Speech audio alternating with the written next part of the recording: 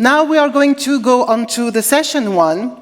The session one, which is dealing with an important thing, of course, hosting sport events, opportunities for the economic and social fabric. Sport events often offer numerous changes for communities, generating economic and social benefit. They can enhance social ties, foster inclusivity, as Deputy Mayor has just told us, and stimulate local and circular economies.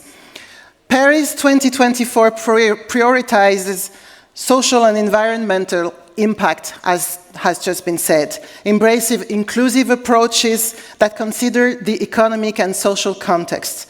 The focus now is on supporting local business with a social conscience and creating employment opportunities locally, of course. Whether for major global competitions or smaller community tournaments, Paris aims to leave a lasting impact that extends well beyond the sport arena. We are now to dig into this subject with the first session moderator, Tania Braga. Tania is the head of Olympic Game Impacts and Legacy at the International Olympic Committee, and of course that is to say the IOC has very strong bonds to the Sports Summit every year and for a long time. Let's put it this way, Tania is one of the brains behind making sure the Olympic Games leave a positive mark, and I'm just not looking at her because she's going to blush. As the head of Olympic Games Impact and Legacy at the International Committee, she leads the charge in maximizing the benefits of hosting the Games, whether it's before, during, or after the grandest global sporting event. Tania collaborates with organizing committees of the Games, cities, NOCs, and local organizations to ensure a lasting positive impact. Before joining the IOC, she rocked the same role at the Rio Olympic Games and Paralympic Games, and so you can give a warm welcome to Tania.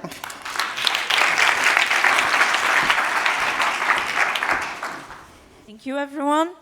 Good morning. It's a pleasure to be here with you to talk about one of very important subject that is social and economic inclusion and how sport events can accelerate and being used as a lab to find innovative ways to give more opportunities for the local population, especially those more in need.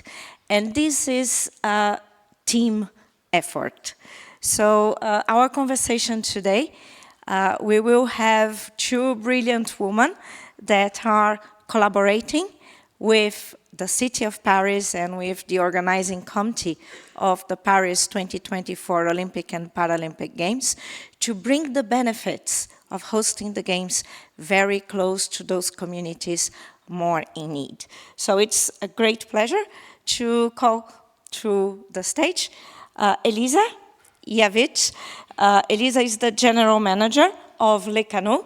Les Canaux is the social and innovative business organization of Paris, and that have been partnering with Paris 2024 since the beginning to bring social innovation to the heart of those games.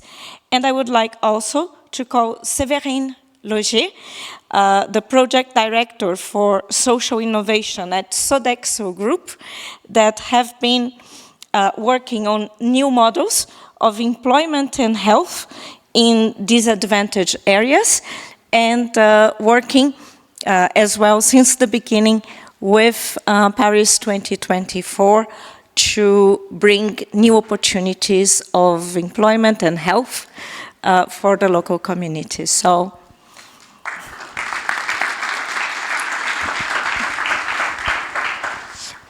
we will start with Elisa. So if you would like to go to the pulpit and share with us your journey and the results so far. But first of all, in Les Canaux. Yes, first of all, we have a video. That's right.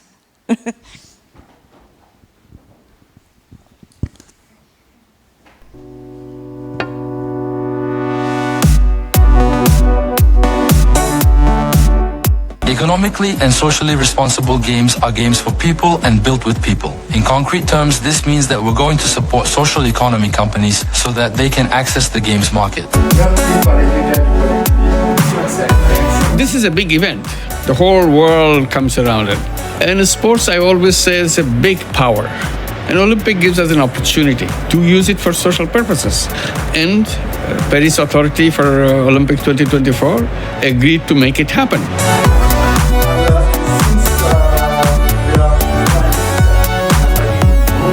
To make our ambition a reality, we decided to get closer to the social economy ecosystem, and the Maison des Canaux was the best place to do it. Social entrepreneurship, the social and solidarity economy, is first and foremost about entrepreneurs who want to maximize their impact on society, on solidarity, and on protecting the planet. They can be found in all sectors of activity.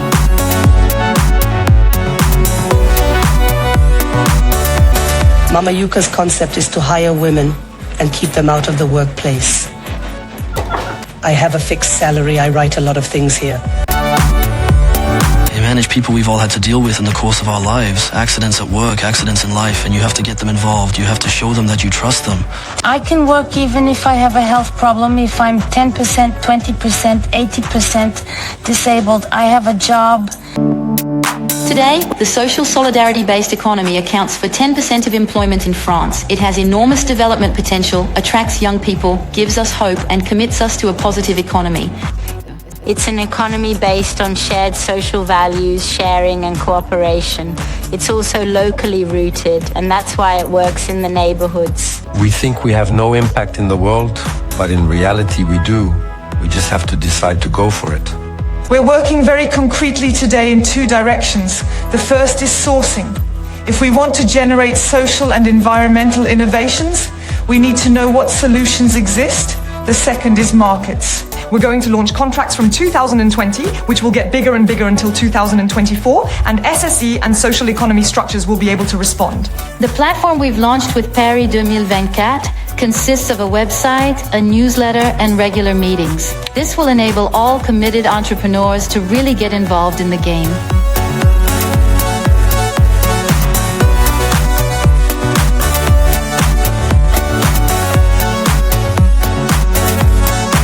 We're very happy to be working with Paris 2024.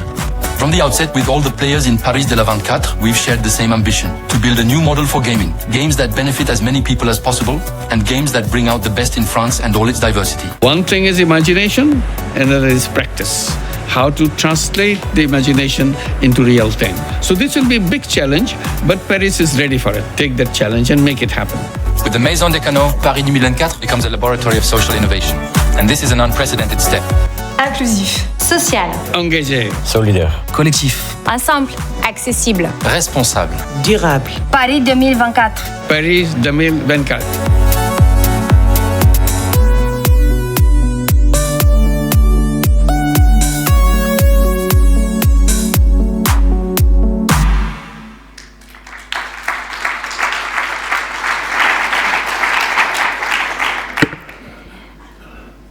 Okay, so as you see, since the city of Paris was designated as the host city of the Olympic and Paralympic Games, my association, Les Canaux, was chosen to involve local, circular, and social businesses in the organization of the Games.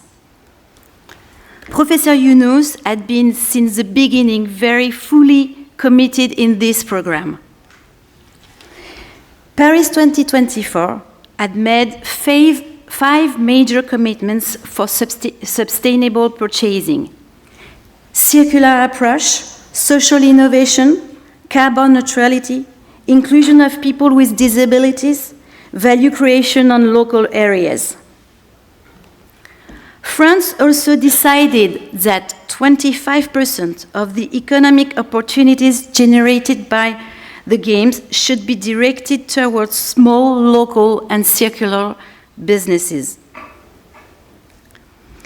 So our job is to advise, as you see on the movie, buyers from Paris 2024 and from the city of Paris and all the organization on public procurement rules and also sourcing social, local, circular businesses. All over France, we organize sourcing sessions, training and information events to explain to social and solidarity business and local and circular business that Olympic Games is a real business opportunity and that they can win the tender. We work before the Games, but also after the Games, on the second life of products. And for example, we sourced a list of potential beneficiaries of the equipment, and like NGOs, like Organization for Poor People, and also local sports organization that will recover the equipment after the Games.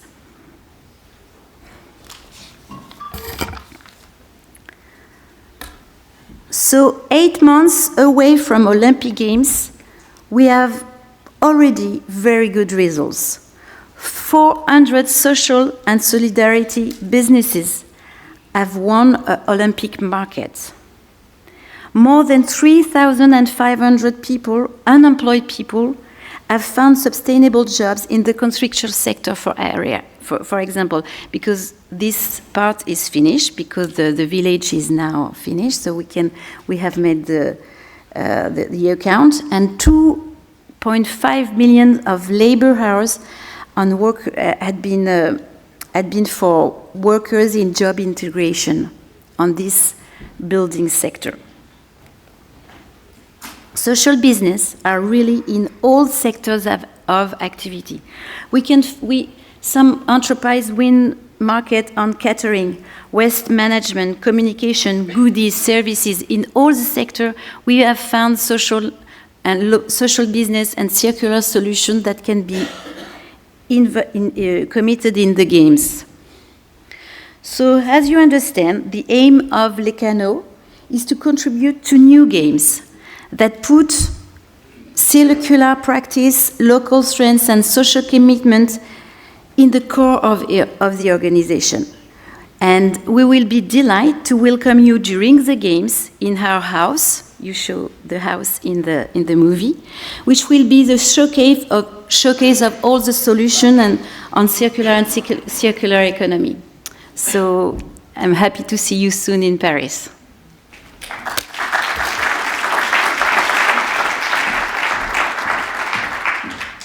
Thank you very much, Elisa. Now we pass to Séverine to share with us the work that Sodexo Group is doing to create opportunities, equal opportunities of participation economically in these games. Thank you, Tanya. Thank you, Elisa, for your presentation, because for sure that's a crucial topic, and you're doing really a great job. So I'm really amazed. So I do all. I'm very pleased to be with you today. Welcome to Paris. For those you just joined Paris, I am project director in social innovation at Sodexo Group. So as you can imagine, due to the topic, social innovation, I'm especially delighted to participate to this panel today. Sodexo is one of the official partners of Paris 2024, and it's really an honor.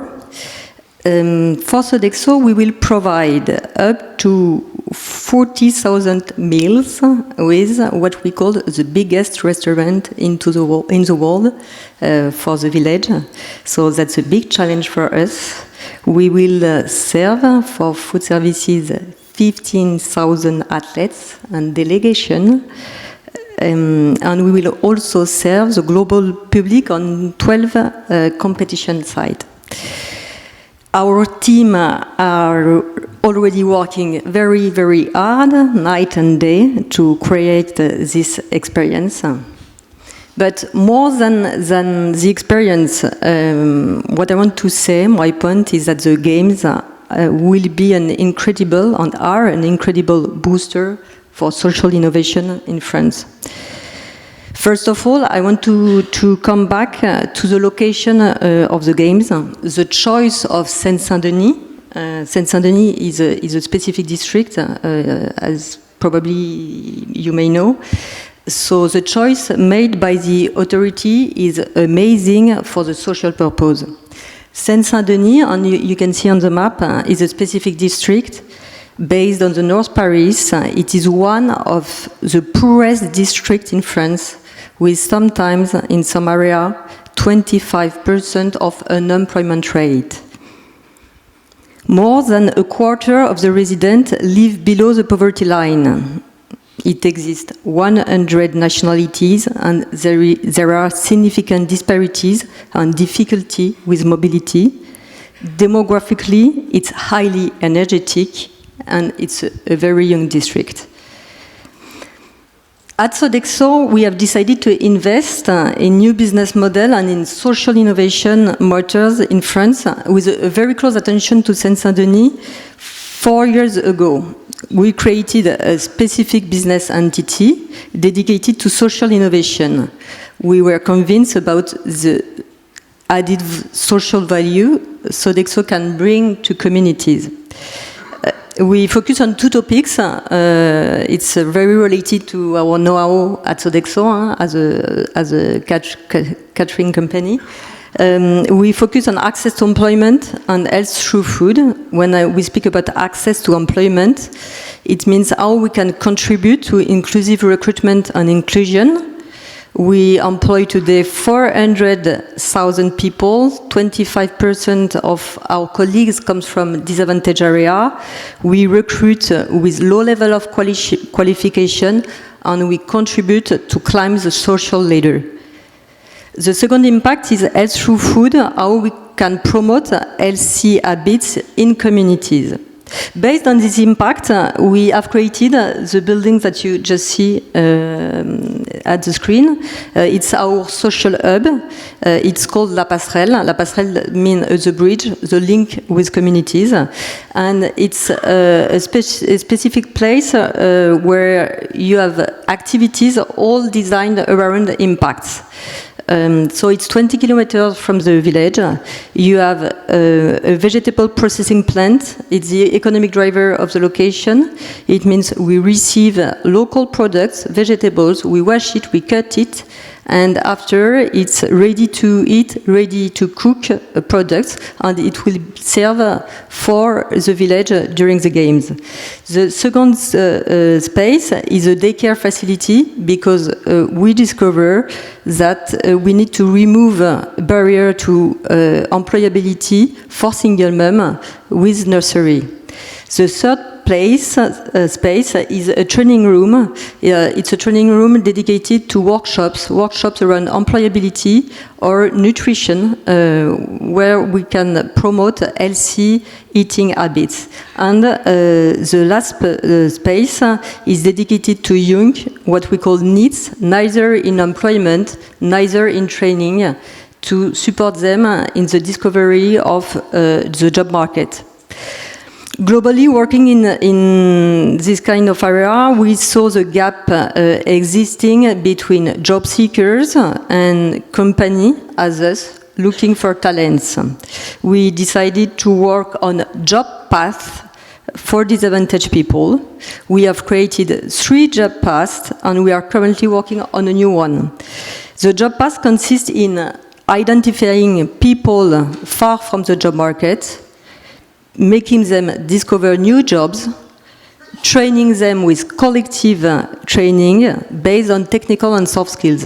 We did it for salesperson, baristas, waiters, and we hope doing a lot for the next cohort. Today we are very mobilized on the inclusive recruitment. In terms of inclusion, we have a very strong engagement. 50% of the people recruited for the games will come from disadvantaged area. We really hope it will open the way to new experiences for people who really deserve it. To conclude, I believe we really have a great momentum to take action. We are really excited and optimistic for the future.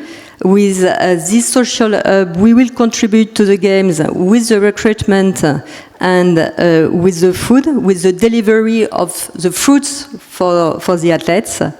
And I will just let discover with a very short video the work we are doing on the ground. So I don't know if there is the video on.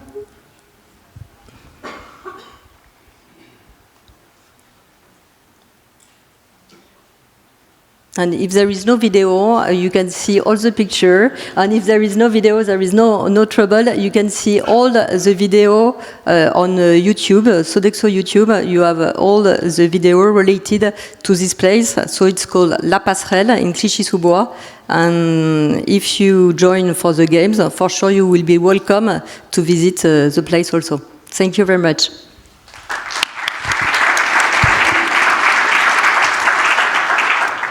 Thank you very much, Séverine, Elisa. Summarizing what we heard from you, I think it's starting in the video with Professor Yunus, where he says that it all started with imagination and then translate to actions. You both demonstrated how this translation to actions happened, how you have empowered and included very small local business to be part of the game. We hear a lot that sport events, especially major sports like the Olympic and Paralympic Games, are a game for big players, and you demonstrated that the small players have a place in this game, and you leveraging the field of play so they can be part. And then with Séverine, we see how sport event can be a path for a permanent employment of people who have been far away from the market by working very close on the ground with communities where employment, qualification are a big challenge on the day-to-day, and the 50% of people recruited from disadvantaged areas that we work on the games, it's a big sign of hope. So I would like to thank you for sharing with us, and I think we still have some time for a question or two from the floor. The floor is open if you have questions.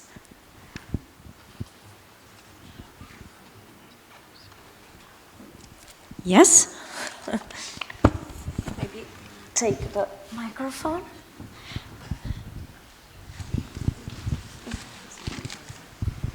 Hi, I'm Wendeline van Lier from the city of Rotterdam. Thank you for your inspiring presentations.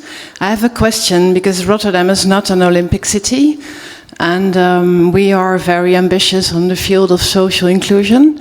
So I wonder, do you have any idea, could we do things like these in our city without the Olympic Games? I would say, yeah, it's possible. And for us, the thing is that the Paris 2024 decided to finance this intermediation between market and local and social economy. So in my team, there is 10 people working on that since 4 years. And this is the only way really to do it, because small companies think it's not possible for them. So you have to go and see them, explain them the market and say, yes, you are all your chance, take them. And sometimes we are even helping to answer to the tender, because it's very small company. We also help to make, I will say, marriage between big companies and small companies. And it's also a way to introduce small gamers, as you said. But if you want to, you have to make, make money on it, I would say. Mettre les moyens. Yeah, and I can also add something, and I fully agree with Elisa. You know, for example, La Passerelle, what the social hub that I just show you, was not made at all for the Olympics. So because Sodexo decided to create a social innovation department, it means a business entity, more than it was 4 or 5 years ago. So there was no question of the bid. And it was really because based on the global trends we can see everywhere today, all the companies need to invest in that kind of field. We are all facing, the world is very complex today. It's not a surprise. We are facing some big challenges related to employment. For example, in France, it's quite good right now. We have 7% of unemployment rate, but there is still some places with a very high level of unemployment. It's the same thing with what we can see with the health. As a leading company in catering, we need to do something for health. The level of obesity is terrible. For example, it could be in the United States also, it could be in diverse countries. So what we think is, as a company and as a leading company, we have a role to play into the society. It was the basis of our engagement, of our commitment. And it means that what we see with the Olympics, it's a booster. So that's, for us, it's amazing, you know, to see that today it's a big booster, but for sure, social innovation is a long-term investment. It means that it will not, you know, go in a day. So for sure, for cities, for authorities, for companies, for associations, we need to work together to implement some alliances to make the things move. So, you know, I'm very enthusiastic about that, but that's true that the games are really a booster, but it's a long-term investment. Thank you, Severin. Thank you, Elisa. I think our time is up. Exactly. Thank you. Exactly. You were perfect on time, which is very sportive. Thank you, Tanya.